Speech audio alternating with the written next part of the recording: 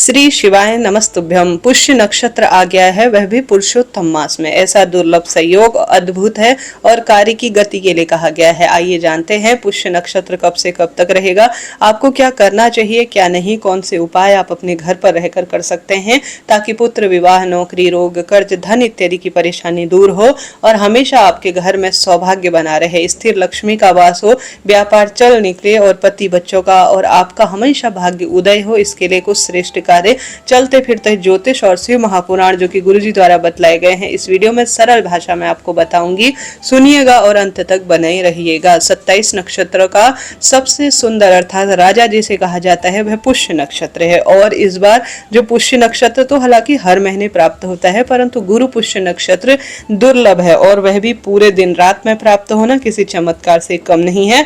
कभी कभी ही यह दुर्लभ संयोग होते हैं, तो इस नक्षत्र का खूब लाभ उठाइए और भाग्य की रेखाओं को प्रबल करे। 27 नक्षत्रों में जो सबसे श्रेष्ठ पुष्य नक्षत्र है उसे पोषित करने वाला माना जाता है। ज्योतिष में मैंने जाना समझा पड़ा है कि अगर इस पुष्य नक्षत्र में भूमि, भवन, वाहन की रजिस्ट्री की जाए, कोई दान पुण्य किया जाए या कोई खरीदारी घर पर लाकर करी जाए तो वह स्थिर रहती है। माँ लक्ष्मी और महादेव श्री नारायण का उस वस्तु में वासा होता है और सदा सर्वदा वह चीज दिन दुगनी रात चौगनी होने के साथ हमारे साथ विराजित होती है। तो इस गुरु पुष्य नक्षत्र का आप कैसे लाभ ले सकते हैं, सुनिएगा और अंत तक बने रहिएगा।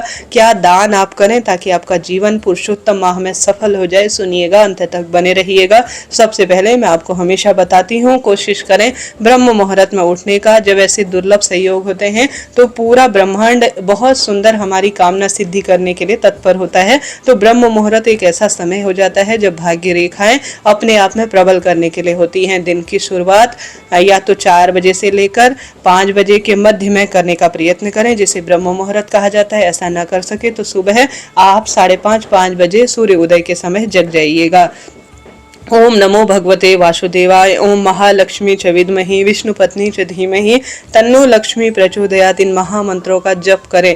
इन मंत्रों के जप की महत्वता इस दिन बहुत अधिक कही गई है। श्री शिवाय नमस्तुभ्यम महामंत्र के साथ अपने दिन की शुरुआत करें और नहाने के पानी में, गुरु पुष्य नक्षत्र है, 1 चुटकी हल्दी डालें। तुलसी की लकड़ी को घुमाकर आप स्नान करें। हर हर गंगे नमामि गंगे कहते हुए स्नान इत्यादि से निवृत्त होकर हल्दी का तिलक अपने मस्तक पर लगाएं और पीले रंग के ही वस्त्र पहने। उसके बाद सूर्य भगवान जब उदित होने लगे, दिखाई देने लगे, तो जल चढ़ाइएगा। और गुरु पुष्य नक्षत्र है, अपने घर के द्वार पर 1 चुटकी हल्दी डालकर आप दीपक लंबी बत्ती का जरूर लगाइएगा, क्योंकि इस नक्षत्र की जो स्वामिनी है वह महालक्ष्मी कहे गए हैं, शनि इसके स्वामी हैं। साथ के साथ गुरु पुष्य नक्षत्र रूप में हो जाता है तो इसमें गुरु देवता की भी खूब कृपा, बृहस्पति देव की भी खूब कृपा बरसती है। ऐसे में तुलसी में आप कच्चा दूध और हल्दी जरूर से समर्पित करें।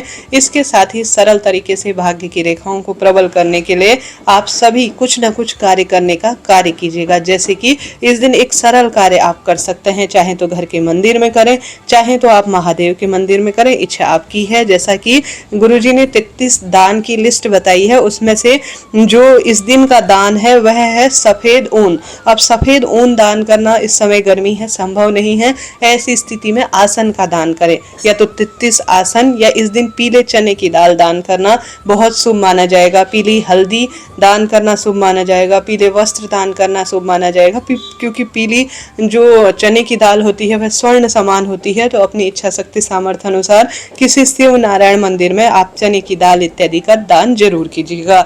इसके साथ साथ सरल तरीके से गुरुजी ने हरियाणा कथा में एक उपाय बताया है, आपने सुना भी होगा।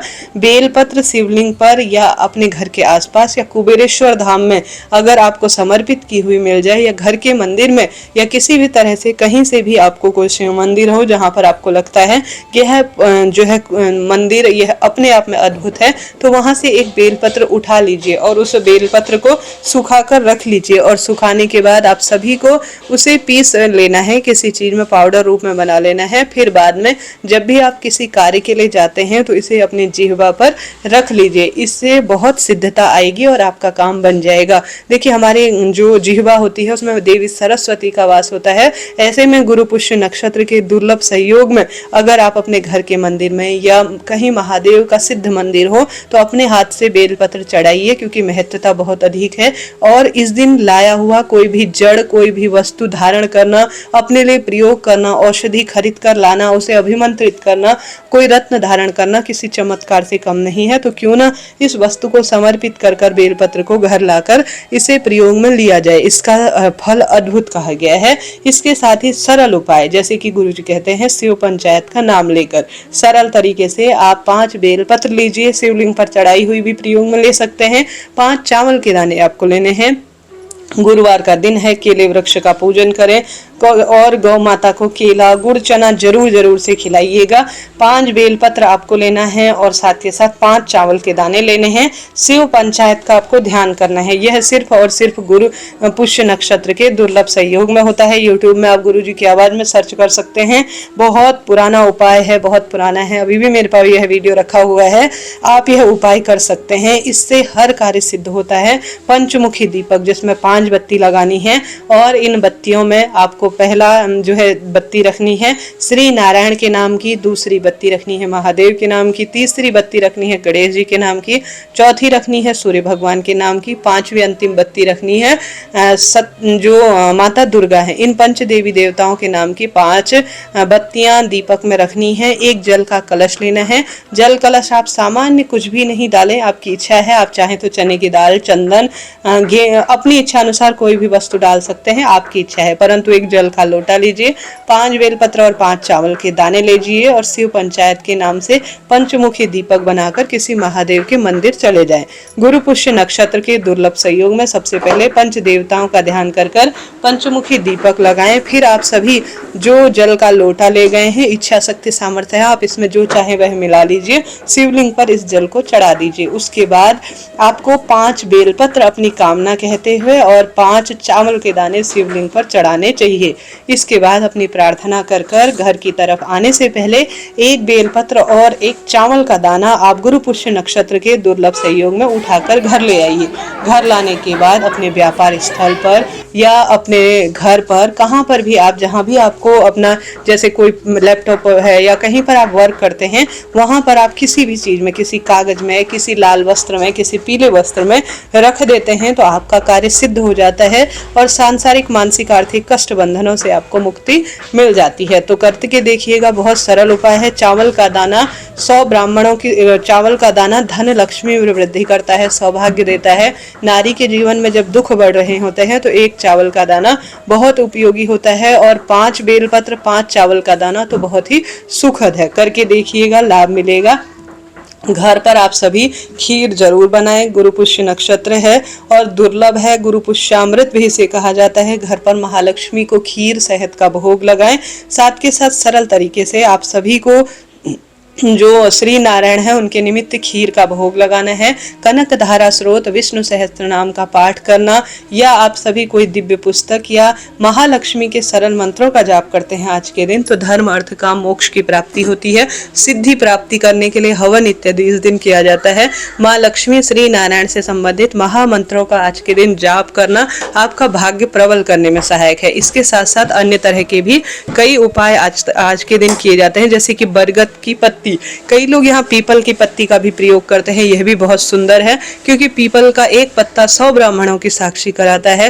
पीपल के पत्ते में साक्षात महालक्ष्मी, श्री नारायण का वास है। तो एक पीपल का पत्ता या एक बरगद का पत्ता लीजिए, उसमें हल्दी का स्वास्तिक बनाएं। हल्दी के स्वास्तिक को आप बनाकर महालक्ष्मी को समर्पित करें। बाद में उसे व्यापार स्थल या अपनी तिजोरी में घर पर रख सकते हैं। यह बहुत ही सुखद और श्रेष्ठ माना जाता है। इससे स्थिर लक्ष्मी का घर में वासा होता है।